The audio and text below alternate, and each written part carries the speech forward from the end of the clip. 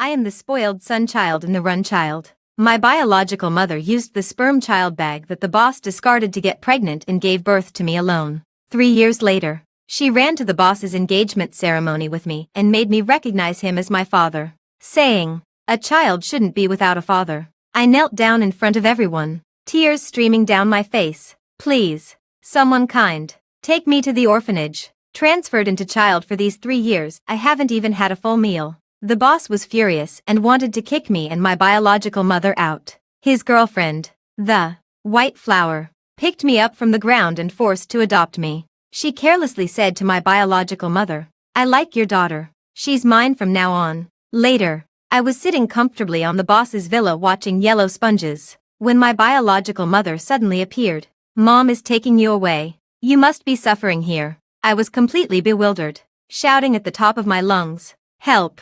Someone is abducting children." Mom walked out of the kitchen with a knife. "Let's see who dares to take my daughter." Hello, everyone. Welcome to my channel. Subscribe us to read wonderful novels every day. Now the story begins. Baby, when you see daddy later, you must be polite. Do you remember how mommy taught you? Biological mom Sharon looked at me with anticipation. Squatting down, I raised a big smile and said in a baby voice, "You have to call daddy. Say the baby misses daddy. The baby can't be without daddy. Daddy cannot marry a bad woman. We are a family of 3. Biological mom Sharon nodded in satisfaction, then picked me up and blended into the crowd. Looking at her delicately made-up profile, I suppressed my inner joy. Still a baby. After today, you will never see this baby again. Saying you love me, it's just using me as a tool to climb the boss's ladder. Always dreaming of saving the boss, treating his fiancé as a dragon. Who does she think she is? And I'm already 3 years old.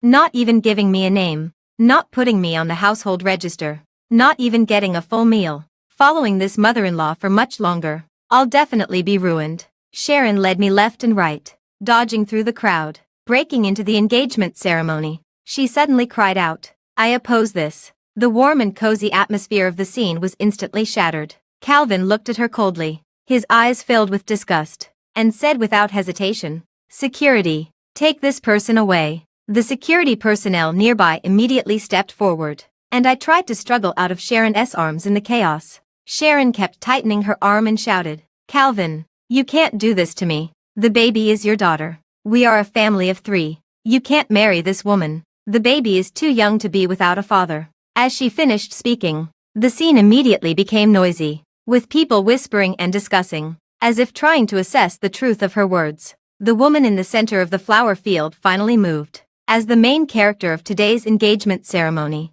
she spoke up and stopped the security guards. "First, let go of this lady. I'm very interested in what she has to say. I want to hear what she has to say." Calvin immediately panicked, pulling his fiancée's Teresa hand and quickly explained, "Teresa, my heart belongs only to you. From heart to body, I belong to you alone. Do you not believe me?" At this moment, he completely lost his earlier cold and indifferent appearance, looking like a dog that had been caught in the rain and was afraid of being rejected by its owner. Mother Sharon felt jealousy in her eyes. She put me down and suppressed her resentment, saying, "Have you forgotten how your mother taught you? Drive away the bad woman, and we can be reunited with Dad's family. It's her who took your dad away from me." She pushed me forward a bit. My frail body wobbled a little. I staggered forward, making sure everyone's eyes were on me. I immediately knelt down in front of everyone, crying, "Please, someone kind, send me to the orphanage." I tugged at the sleeve of an elderly woman who looked very wealthy,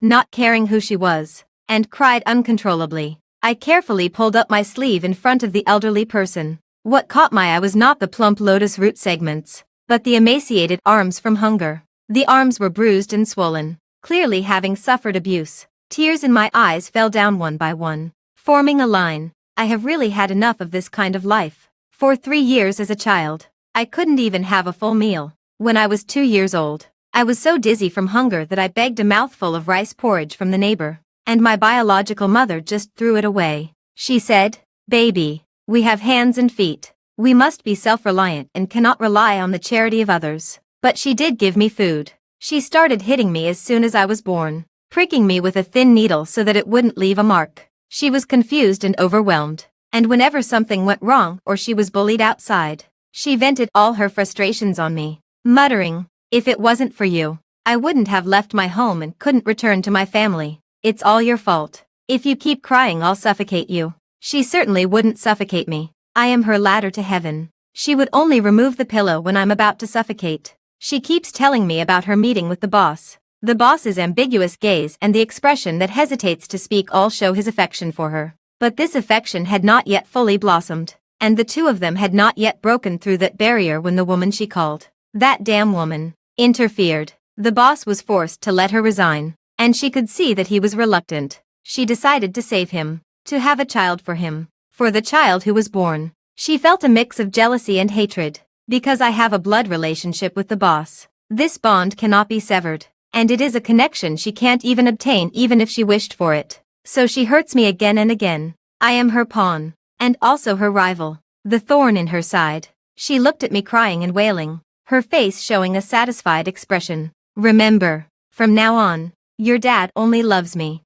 At 2 years old, I was in so much pain that my body twisted, yet I still obediently replied, "Mom, Dad is only yours." Only then did she happily stop. She thought the child was still small, that before the age of 3 there was no memory, so it didn't matter how much she hurt me, treating me like a dog to train. But I do have memories, although I don't know how I died in my past life. I don't want to be abused to death by her in this life. If I stay in her hands any longer, I will surely die young. Grandma, please, save me, adopt me, or put me in an orphanage. It's all the same to me. Good people get good rewards. Please save me. I'm grabbing at the straw of hope, desperately kneeling. This is my only chance. Calvin definitely sees me as a stain and hates me. He would rather I disappear. He will never help me. The elderly woman in front looks kind, and she is full of jewelry and sits in the front row. What she says must carry weight. I keep kneeling hard, afraid she won't help me.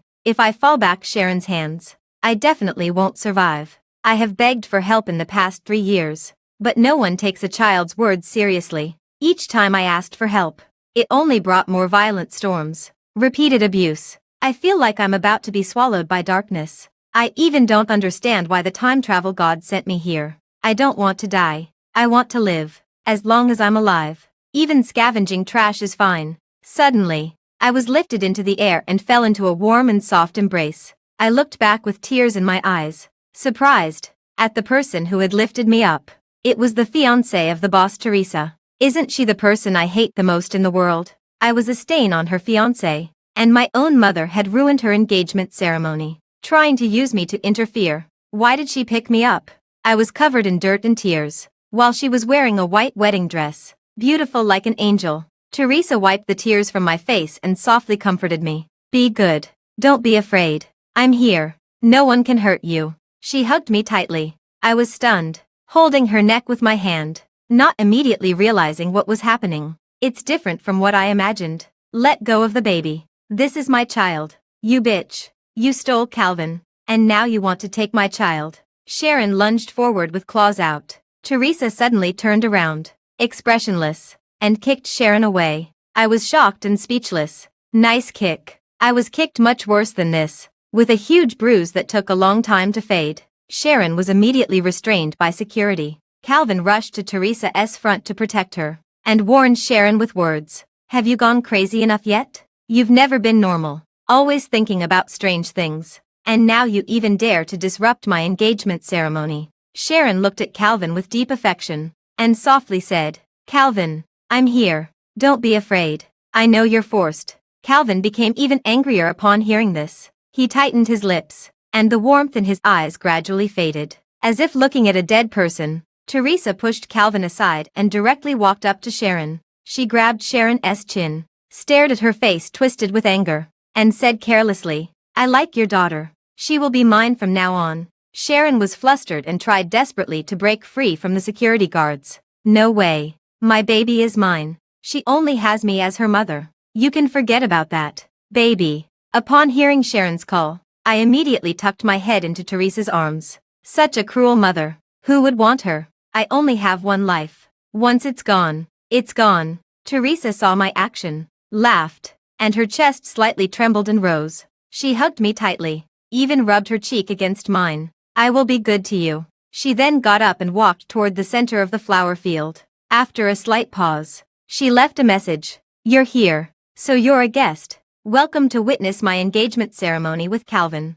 Sharon. A crashing roar came from behind. I quietly watched her face twist, her hair hanging over her cheeks in a grim manner. Teresa nodded. As the music played nearby, she walked to Calvin and hugged me with one arm, extending a hand to signal Calvin. Calvin held Teresa's hand and returned to the center of the flower sea. Applause erupted, and under the blessings of everyone, the two embraced. There was a version of me standing beside. I was taken back to the home of Teresa, Aunt, and Calvin. I curled up in her arms and cautiously asked, "Aunt, will I never return to my mom's side again?" Aunt Teresa touched my little head and said, "How about living with Aunt from now on? Aunt will treat you especially well." After I received a positive answer, I nodded in agreement. After just a few hours together, I have already seen the interaction pattern in this new home. In this home, at the top of the pyramid is Aunt Teresa. Mr. Calvin is Aunt Teresa's loyal dog. Although Aunt Teresa has a delicate appearance, she looks like a little white flower swaying in the wind, and I can't help but feel pity for her. But she is far from being as fragile as she looks. She is a master of emotional stability. In the case of the engagement banquet, she handled everything decisively and smoothly without being affected, and successfully got engaged. Even after the engagement, she sent off the guests and quickly did a DNA test with me and Mr. Calvin. Before bed, I felt like a guest in someone else's home and wanted to be a good child, at least to say goodnight to Aunt Teresa. I walked with my short legs to find Aunt Teresa, wearing the new clothes that Aunt Teresa had just given me that evening. This is the first time I have worn such soft clothes. It's a pity the house is so big. I had only taken a few steps when I got lost. I politely tugged at the butler's sleeve. "Hello. I would like to see Teresa, Auntie." "Yes, miss." The butler picked me up and carried me to the study door in 3 strides. I politely thanked him and was about to knock on the door. The study door was not fully closed. There was a crack, and I could faintly hear an argument inside.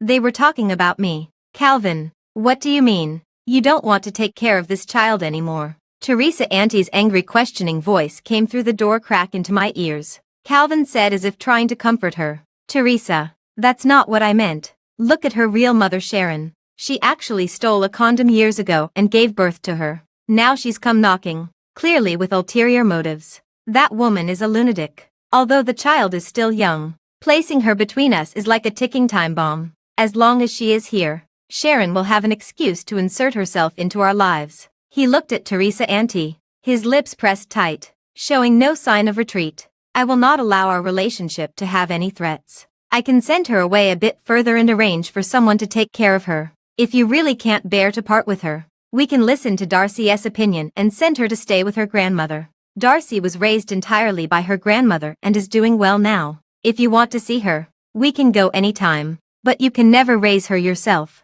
I know you feel sorry for the child, but you also need to be rational. She has lived with her real mother for so long. It's inevitable that." Before Calvin could finish his sentence, I heard a noise. Through the crack in the door, I saw Aunt Teresa pushing Calvin. Aunt Teresa had a slight tremor in her hands, and she lowered her head, making it hard to see her expression. At that moment, she seemed to have been greatly stimulated, reacting very strongly, completely unlike her calm demeanor during the day when faced with a mountain collapsing before her. "Are you saying that if the biological parents are not good, the child will definitely not be good?" She clenched her hands tightly, turning a shade of blue, her knuckles appearing somewhat pale. Her tone was low, revealing a hint of self-mockery. "So you have always thought of me this way? All right, I will take her away. You don't have to acknowledge her. I will acknowledge her." She turned her head away, no longer looking directly at Calvin. Although she had her back to me, I could still feel her grief and despair.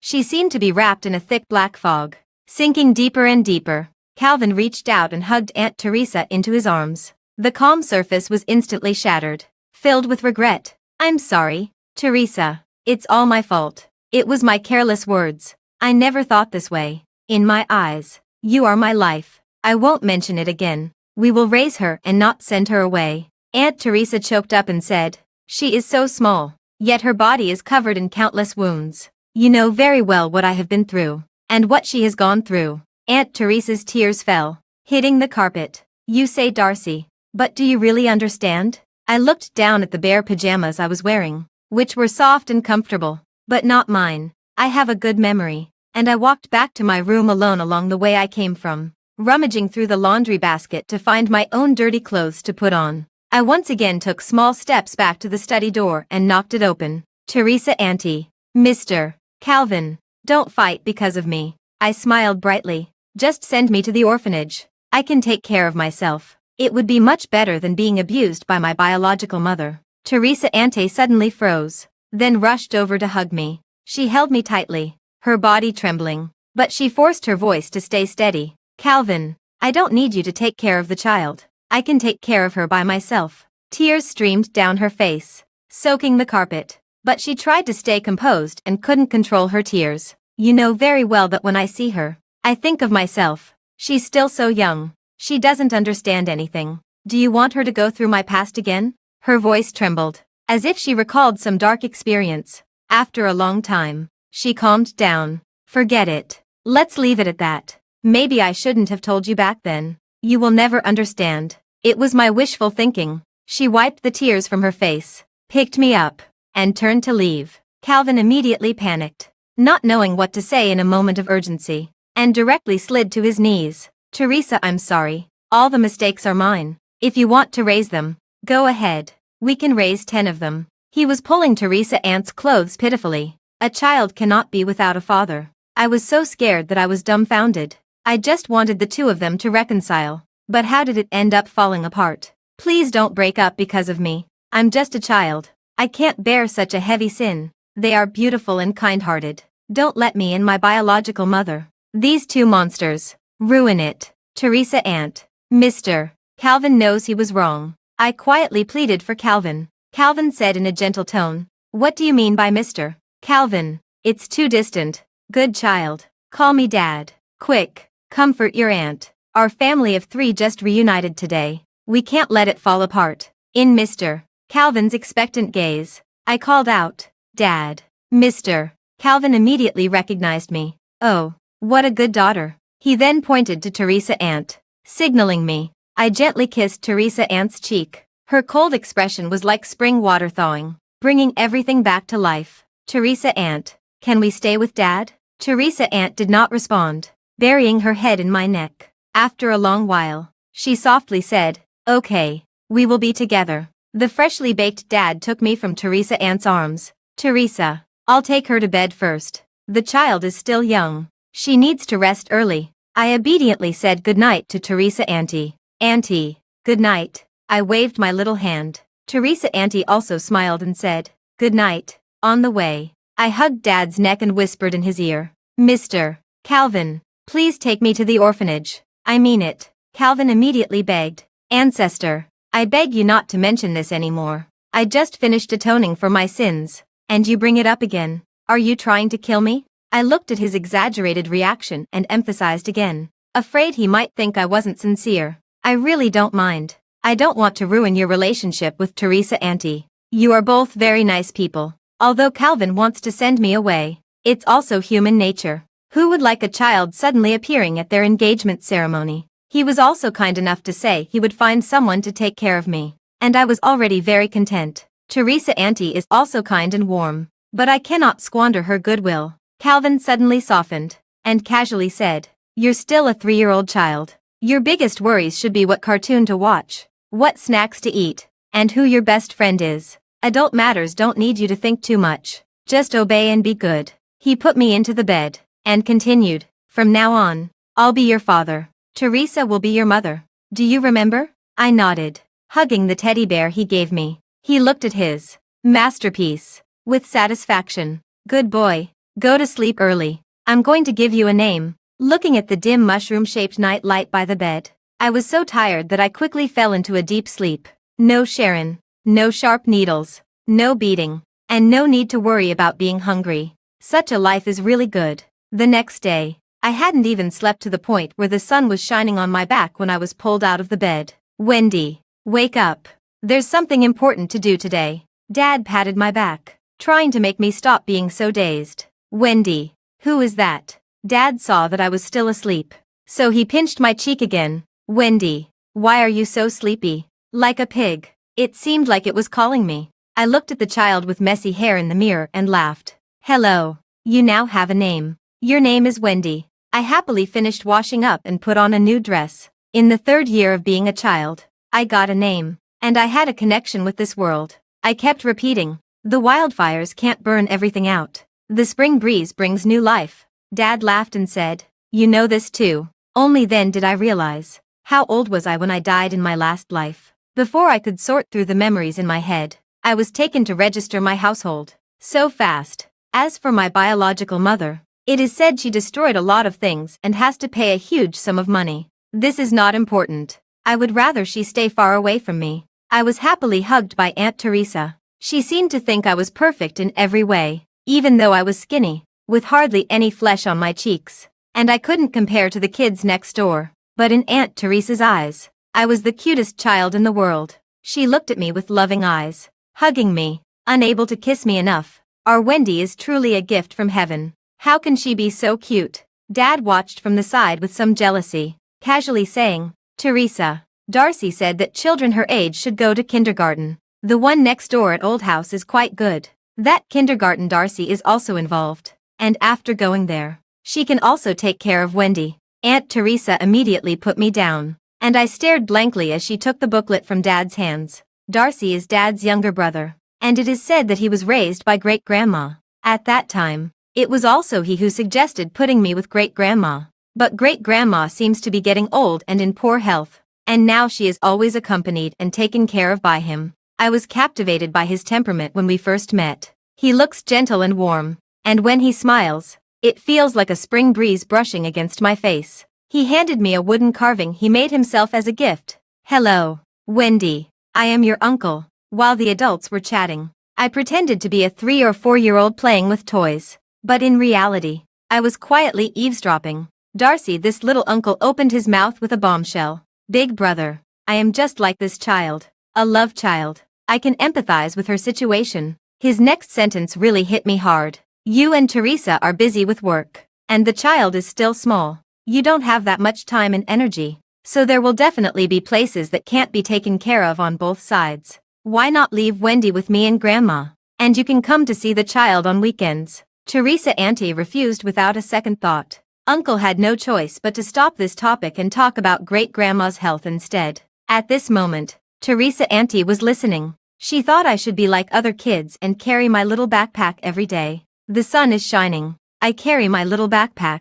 When I was really sent to kindergarten with my little backpack, I was stunned. I hadn't enjoyed a few days of a happy childhood yet. Wendy Auntie will pick you up after school this afternoon. This is a phone watch. Call Auntie if you need anything. Okay. I opened my mouth wide, staring blankly at the Teresa Auntie who was about to cry. I reached out my little hand to touch her cheek and said, Teresa Auntie, you work well, and we will see each other in the afternoon. These past few days, Teresa Auntie has been circling around me, piling up all the good things in front of me, carefully asking if I like them. She seemed to be looking through me at another little girl. Her love for me came like a torrent, and I wanted to repay her in the best way, not to trap her. Besides, I'm not really a 3-year-old child. It's just kindergarten. So what if I go? I walked into kindergarten with a tragic expression while carrying my backpack. From behind came my dad's constant urging voice. Teresa, look. Our Wendy is so strong. We'll come to pick her up in the afternoon.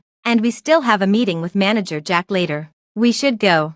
Just in one morning, I realized that I was thinking too simply. Kindergarten kids actually know what a bastard daughter is. I watched a few kids whispering to each other, and I just felt exhausted. I picked up a doll and walked past them, and they quickly moved aside, as if touching me would infect them with a deadly virus. I stood right next to them on purpose, and they screamed in fear. I coldly looked at them and said, immature. The boy who was leading them, Edwin, became energetic and wouldn't let go of me. Who do you think is immature? I sat on the ground and started playing with the doll, wiggling my butt and swaying my waist, not wanting to bother with these little kids. I'm much older than them. Do you want to isolate me? What kind of joke is this? Who wants to play with them? Crying and sniffling at the slightest thing, and needing the teacher to follow them to the bathroom. Shameless. Ignoring me on purpose, he deliberately walked in front of me, and the chubby little finger pointed at me. You are a love child. My mom said that your kind of person is the most disgusting. You are a mistress. It should be. It should be. Edwin scratched his head, but just couldn't express what came next. I kindly filled in for him. They should be dragged out and shot. They should be put in a pig cage. He laughed happily. Yes, that's it. I cleared my throat and decided to educate them. I am not a love child. I am a stolen child. Glancing at them with disdain, I snorted coldly and raised my chin. Truly ignorant. Talking to you is boring. A bunch of clueless little brats. I am clearly the essence of the discarded child of a domineering mother. Conceived alone from a fart bag. Stealing the essence from the fart bag. Secretly getting pregnant. Secretly giving birth. And secretly hiding the child. This is called being born in secret. Okay. I'm not some illegitimate child. I looked at the group of little brats in front of me. Their dazed expressions made me too lazy to say much. So I lifted my leg and walked to a quiet place, continuing to sit down. In the afternoon after school, I walked over with my little backpack, looking cute and obedient, to Aunt Teresa and took her hand. She asked me softly, "Wendy, how was kindergarten today? Did you make any friends? Did any kids bully you?" I answered one by one, blinking my eyes sincerely. It was great. I made a lot of new friends, and no one bullied me. I laughed carelessly. Just a little bit of childish bickering, not worth taking to heart. Besides kindergarten, happiness is everywhere in life. I like Teresa Auntie's warm scent the most. I often lie on her like a lunatic, taking a big breath, then exhaling long, resembling a fat cat that has had too much catnip. In my dreams Sharon, that hideous face, still appears, like a shadow following me. She is always suppressing me, bullying me. She said my birthday is her day of suffering, that I am not qualified to eat cake and celebrate my birthday, and that I should bow down and thank her for bringing me into this world. That day Teresa Auntie fell silent for a long time after learning that I had never even eaten a birthday cake. She specially ordered a super large cake for me, taller than I am. She made me make a wish and blow out the candles, dressing me up like a flower fairy. She invited my relatives and friends to celebrate with me, and I felt like a real princess in the center of the crowd. She kissed my cheek. Our Wendy will be happy every day, and never have any sorrow. I made a wish Teresa Aunt and Dad will always be happy, and I wish I could always be Teresa Aunt's child. She is confident, strong, and gentle, always shining brightly. Dad's eyes looked at Teresa Aunt the same way as mine, filled with deep love and admiration. So when I heard Teresa Aunt being insulted, I lost my temper. I even forgot that fighting at kindergarten would definitely get me in trouble, and I immediately attacked the big boy Edwin head-on. Normally, I don't care about these kids. They are just spoiled by their parents, which is why they speak so rudely. I'm not stupid. I can feel the glaring eyes around me, filled with intense malice and suspicion. When Teresa Aunt took me to a party, they whispered behind my back, making up stories in the dark corners. We are a family of 3, but to them, we are just pretending to be happy. Everything is just superficially peaceful. What the kindergarten children say is actually their parents' real thoughts. I still remember when my father took me to meet my great-grandmother. She sighed and said, "The child is innocent. I can still hold on for a few more years. You two are busy with work. Just leave the child with me. Eric can also help out." Uncle Eric stood by and smiled, giving a nod. I clutched Teresa Aunt's skirt, and in everyone's eyes, I was a troublemaker.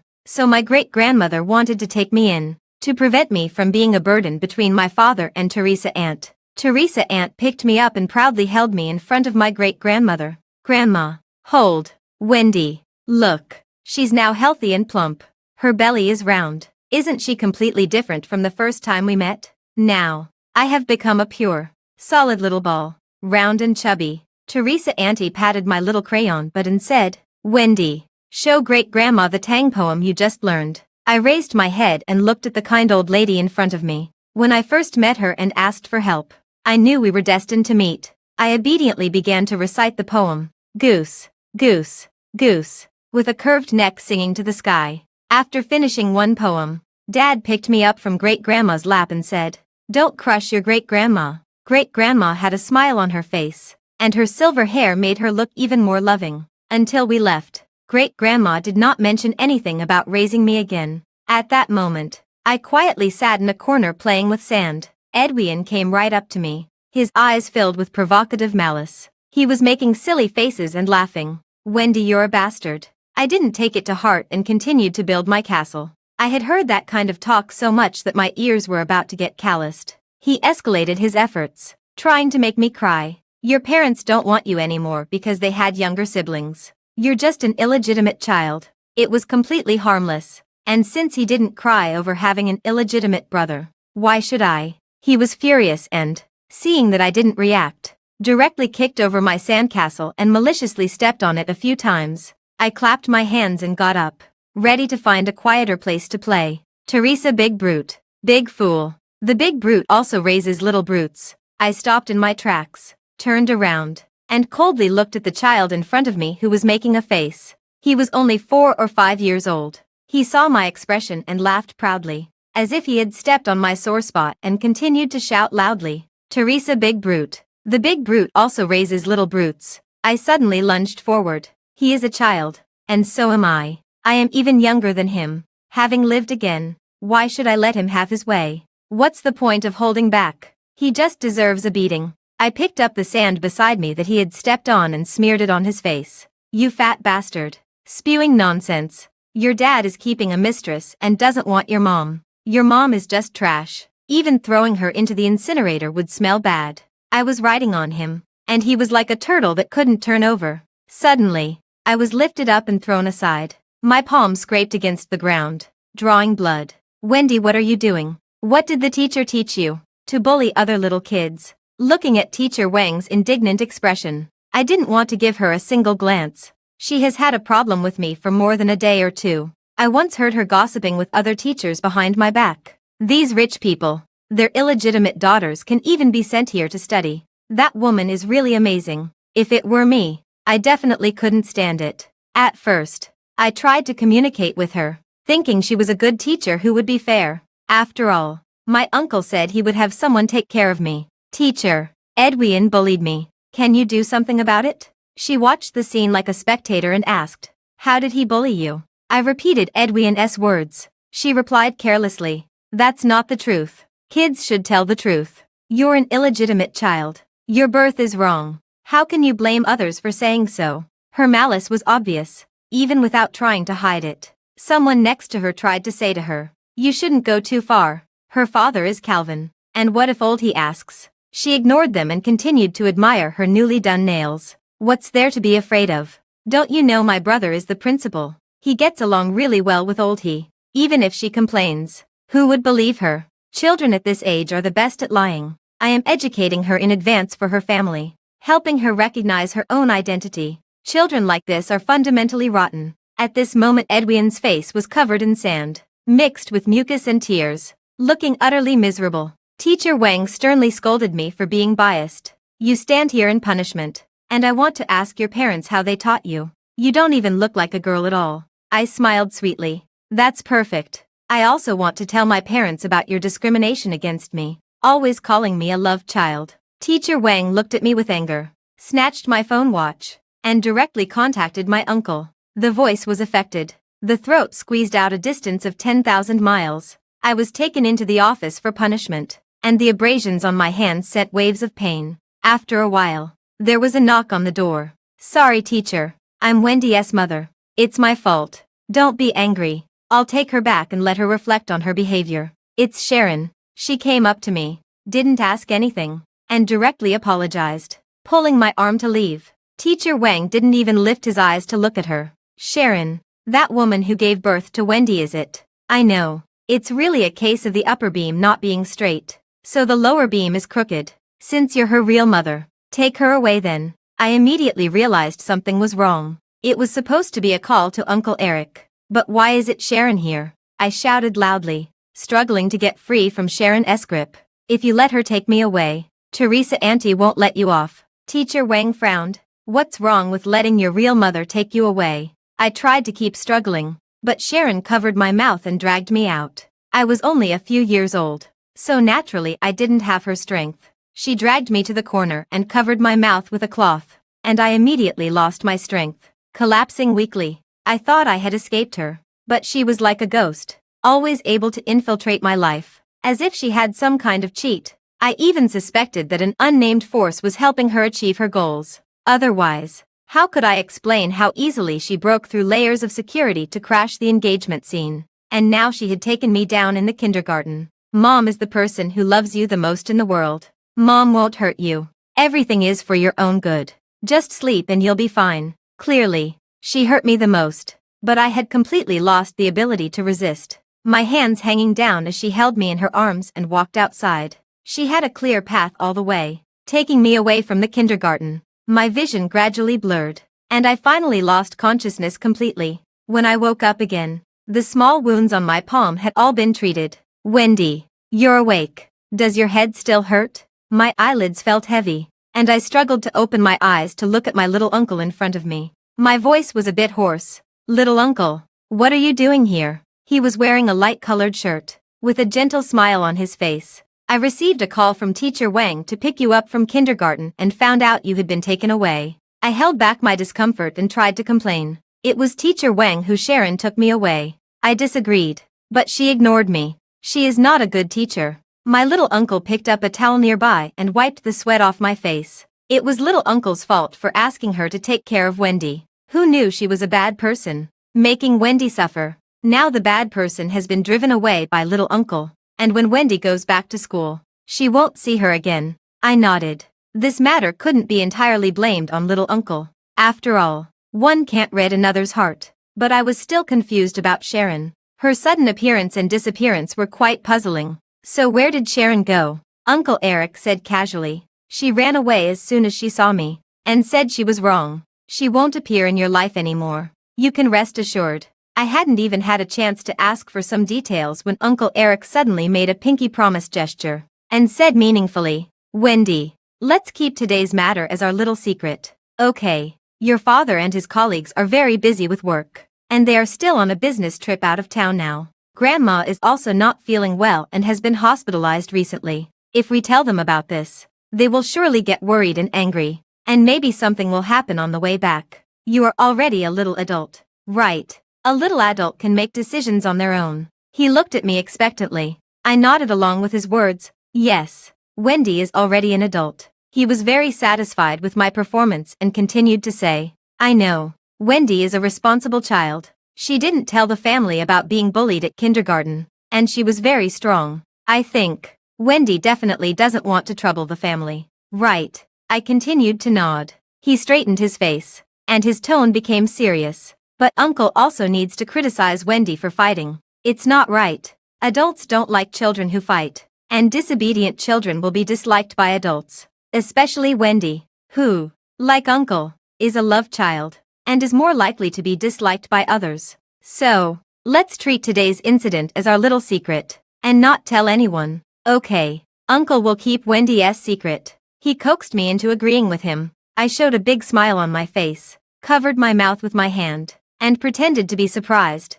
A little secret. Our secret with Uncle. We won't tell anyone. Uncle's smile deepened at this. Yes, it's Wendy and my secret, and no one knows. I cheered and eagerly made a pinky promise with him. After Uncle received my promise, he left the hospital room satisfied. The cleverness on my face immediately disappeared, and I muttered, what an idiot. He really thinks I'm a 3-year-old child, not even bothering to come up with a decent excuse. Directly resorting to intimidation and pretending to be understanding. I don't know what role he plays in all this or what he's scheming. At least he isn't as simple as he seems. He could very well be a wolf in sheep's clothing. When Dad and Aunt Teresa come back, I directly told them everything all at once. Aunt Teresa picked me up and gave me a kiss on the cheek. We Wendy are really smart. Last time Auntie and Wendy talked, Wendy remembered everything. Right. I proudly lifted my chin, my tail almost wagging up to the sky. I remembered everything. When something happens,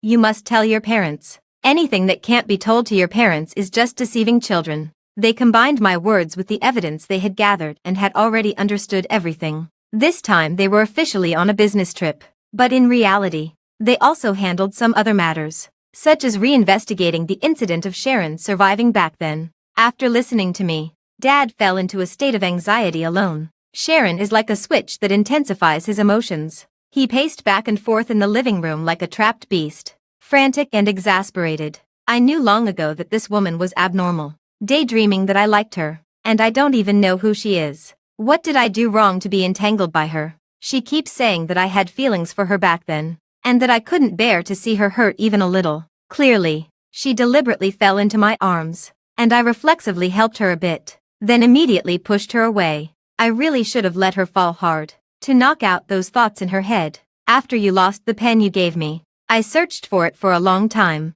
even checked the surveillance, only to find out that she took it, calling it a token of love. What kind of token of love is stolen? After she was fired, she went to a hotel to apply for a job, saying she wanted to be closer to me, and even rummaged through the things I threw in the trash. Just thinking about that hotel makes me feel sick. No way. In the future, the household trash must be disposed of uniformly, even that I have to throw into the toilet myself. I couldn't help but feel pity. He is so miserable. In fact, there are many more things he doesn't know. For example, Sharon cut out his photo from the newspaper, enlarged it, and pasted it on every wall. On her bed, there is also a Calvin body pillow, and the cabinet is stuffed with his various personal belongings. Buttons, pens, tissues, hair, and even clothes, all stolen. She says goodnight to them every night. The towel stolen from the hotel is even a companion that helps her fall asleep. She fabricated a love story. She is the female lead. Her dad is the male lead. Teresa Ant is the vicious female antagonist. The deep affection she speaks of for the second male lead is for someone I have never seen in those 3 years but who selflessly devoted himself to her like a shadow. She repeatedly recounts and beautifies the few encounters she had with her dad, examining every glance and every action as if through a telescope. In those 3 years, I have heard dozens of versions. Every version of Dad loves her deeply, but unfortunately because of Teresa and the 2 wicked female antagonists, Grandma and Auntie, she can't achieve a happy ending with Dad. But she is not afraid. She has a trump card, which is me. As long as I listen to her, align with her, and stir things up, she can drive Teresa Auntie away and rescue Dad from his suffering. I casually picked 2 or 3 things to mention, and Dad's expression completely darkened, as if he had swallowed a fly. His face was so dark it could drip ink. Fortunately, he still had some rationality left. Remembering this poor little person, me, he forced a smile on his face. This time it's Dad's fault, causing you to suffer in kindergarten. What kind of compensation do you want? I gestured for him to squat down, patted his shoulder hard, and sighed slightly. Dad, I don't need compensation. You are already miserable, inexplicably targeted by someone, plus having another child, and now discovering that your brother might be bad. It's already very distressing. Dad couldn't smile at all now. He lowered his eyes and finally couldn't help but whimper and cry, resting his head on Teresa Auntie's shoulder.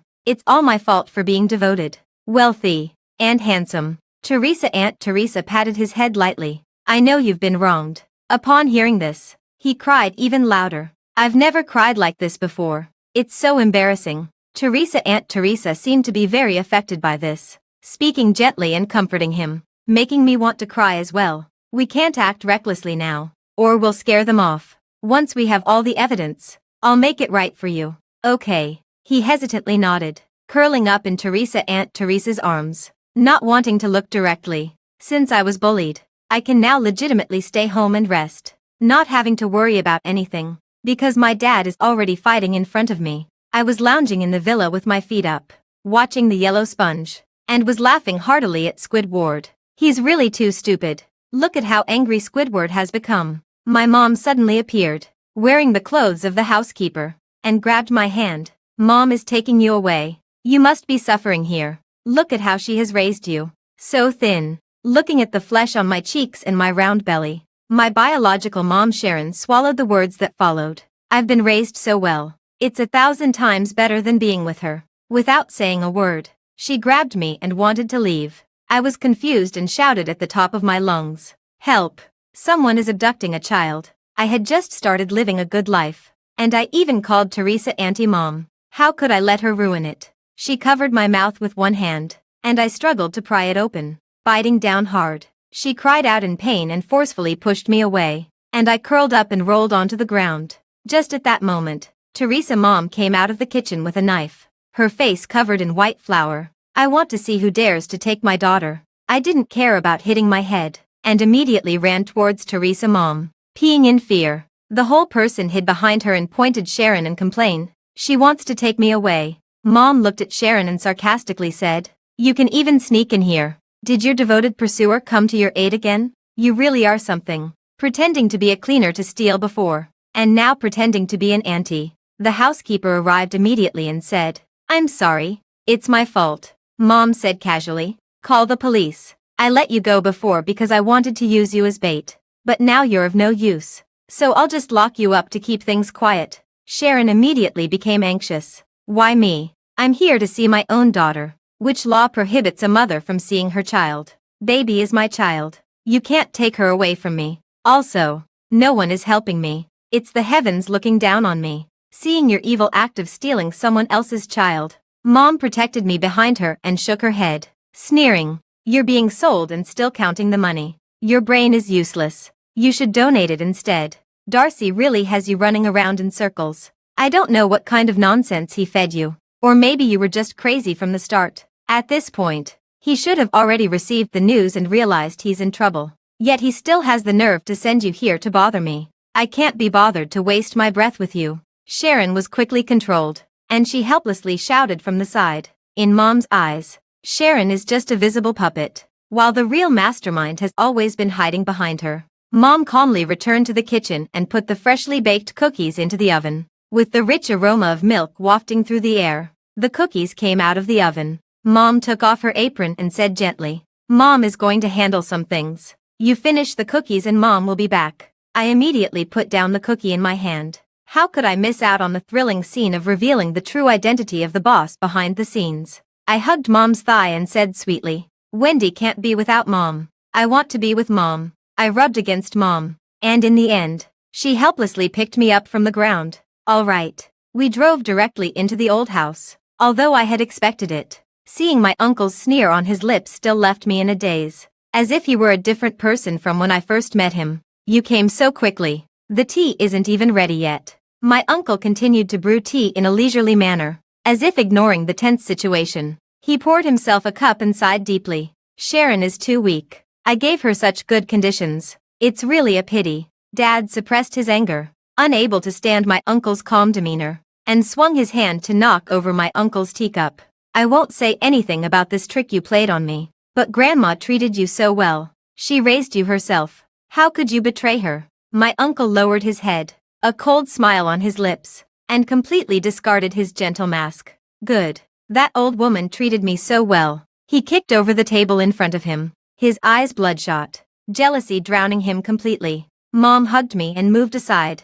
I whispered in her ear to comfort her. "Mom, I'm fine. I'm not afraid." Uncle was venting his grievances to himself, coldly mocking, suddenly turning his ire towards me. "This little beast is a gift I gave you. Are you happy? Calvin, you are also a hypocrite. You say you treat me like your own brother, but in reality, you look down on me, since you think so little of me. Your illegitimate brother. Then I will make sure you have an illegitimate daughter too." He completely tore off that layer of skin, unafraid to expose his true malice. "I want to see if you will become the kind of person you hate the most.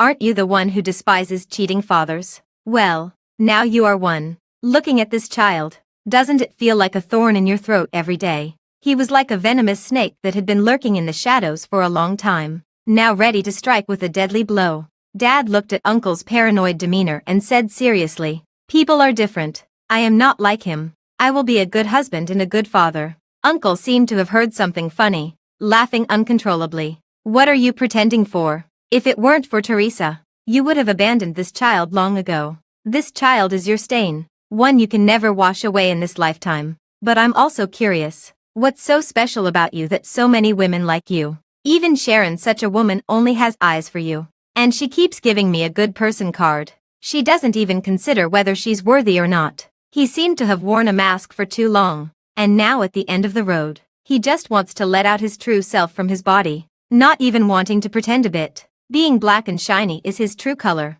Mom strikes at the heart of the matter, showing no mercy at all. "Because you are a rat in the sewer, forever using dirty thoughts to speculate about others, distorting the truth. Your mom intervened in Calvin's marriage, and left with that man, living freely, while throwing you away, just relying on Calvin's mom and grandma being kind. You were raised by your grandma, yet you want to compete with Calvin for everything, even the shares that Calvin's mom left for him. You foolishly wish to get a piece of the pie. They think you are unreasonable. But I don't see it that way. You are just naive and jealous. Your misfortune has nothing to do with us. If you have grievances, go find your scumbag dad and your mistress mom to take revenge. Instead of picking on soft targets, Calvin and Grandma never owe you anything. People like you deserve to live a lifetime in darkness. You don't deserve kindness from others. So ruthless. Even a child can bear to act against. The corner of Uncle's mouth slightly lifted, his eyes filled with coldness.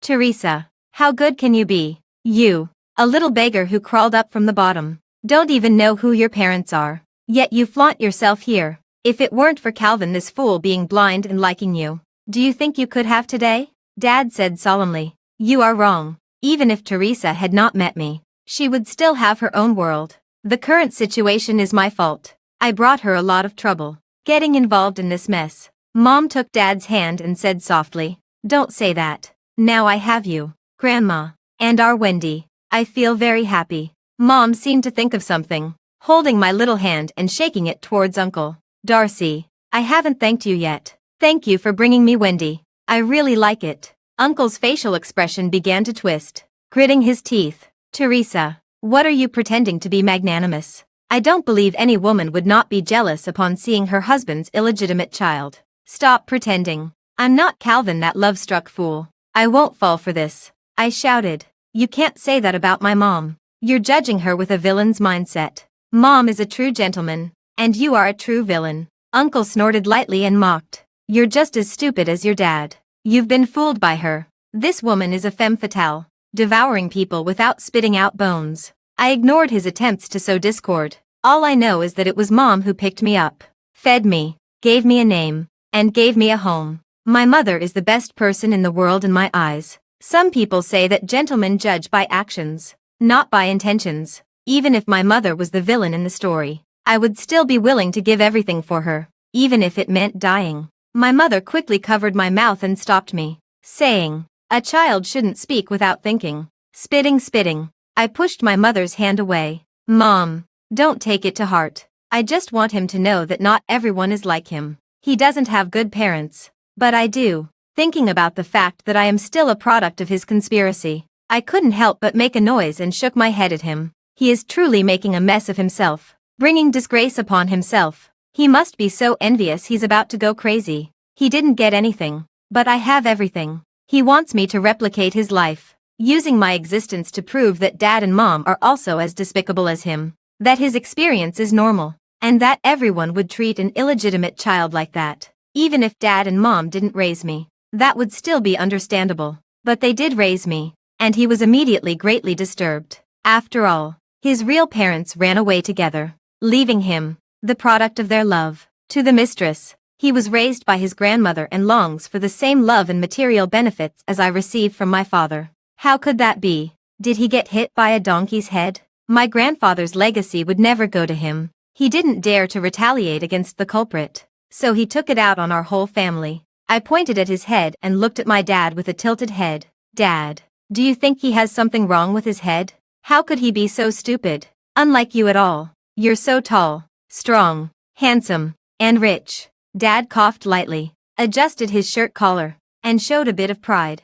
Do I really look that good in your eyes? I raised my thumb. Of course. You're Teresa Mom's selected model. He looked a bit embarrassed at Teresa Mom. That's true. Mom glared at him, and he immediately returned to his serious demeanor. Getting back to the main topic. Darcy, the matter between you and Sharon has been fully investigated by me and Teresa. This trap you've been setting up for years. You first drugged me, but instead, you pushed me and Teresa into a situation. You then settled for a second option, quickly bonding with Sharon, stealing that, making Sharon pregnant, and having a child. For these past few years, you've always been appearing by Sharon's side as a devoted pursuer. You arranged at the right moment Sharon appeared to disrupt the engagement ceremony, trying to distract our attention, covering up your collusion with other shareholders to take advantage of the situation and the fact that you drugged Grandma.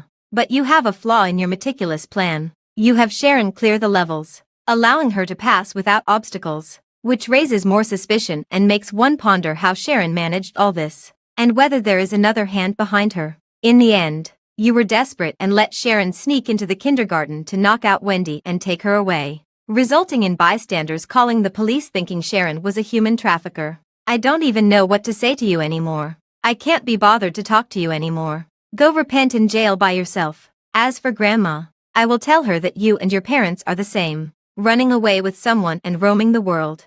Darcy listened to Dad's analysis of the situation, remaining indifferent. Sharon led me through twists and turns, breaking through heavy encirclement and crashing into the engagement scene. Darcy lost control instantly after hearing my words, her eyes flashing with jealousy, picking up a shard of porcelain and charging at me. You little brat. Shut up. Who would be jealous of you? Mom was quick-witted, turning with me to avoid, and then a sound of something breaking through the air. Darcy was kicked away. I let out a roar. TSK, TSK. Sighing. What a pity to be a thief. The matter has come to a complete end, and the truth that has been buried for years is now revealed to the world. Great-grandma is currently recovering in the hospital after discovering it in time. After hearing Darcy elope for love without leaving a message, she felt a bit heartbroken. To make great-grandma happy, I go to tell her stories every day. I didn't expect this to expose the fact that I know many words without systematic learning. Actually, during the Great Battle Darcy, I exposed myself that day. But there were too many things, and Dad couldn't pay attention to me for a moment. I didn't think of it myself either. At this moment, he seemed to have discovered a new continent, eager to pack me up and send me to school immediately. He gently pulled me and said, Wendy, do you want to study with the children? Or should I hire a few teachers for you? He looked at me with hope, as if I would immediately leave the yellow sponge and start studying loudly at my desk. I cried out and ran to the study as fast as I could. Help. Mom. Wendy doesn't want to have classes. I'm only 4 years old. Who has a 4-year-old child going to classes? I'll never be curious about how old I was when I died in my previous life. I only know that my name is Wendy. In this world, I experienced a spring Teresa and was reborn. Now that I'm 4 years old, my biggest wish is to be with my parents forever, watching a few episodes of The Yellow Sponge every day. As for classes, that's something for when I'm 7. End of text.